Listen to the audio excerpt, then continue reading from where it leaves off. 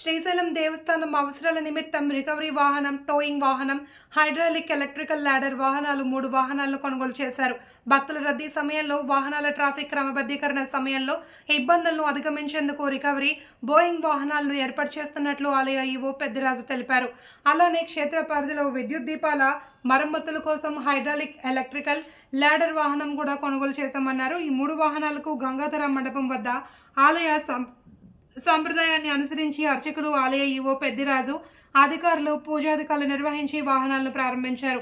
ప్రముఖ పర్వదినాలు, బ్రహ్మోత్సవాలు, మహోత్సవాలు, శని, ఆది, సోమ సెలవు దినాల సమయాల్లో వాహనాల్లో వచ్చే భక్తుల సంఖ్య ఇటీవల కాలంలో అనూహ్యంగా పెరగడంతో ట్రాఫిక్ సమస్య దేవస్థానం పరిధిలో తలనొప్పిగా మారింది.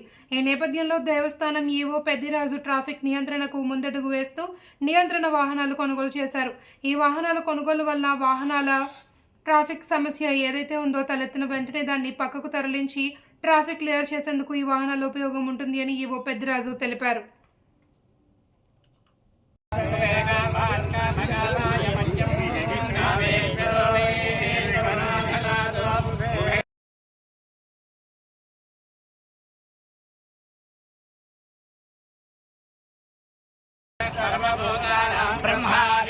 ब्रह्मणादेवते ब्रह्मा सोमे अस्तु सदा शिवो।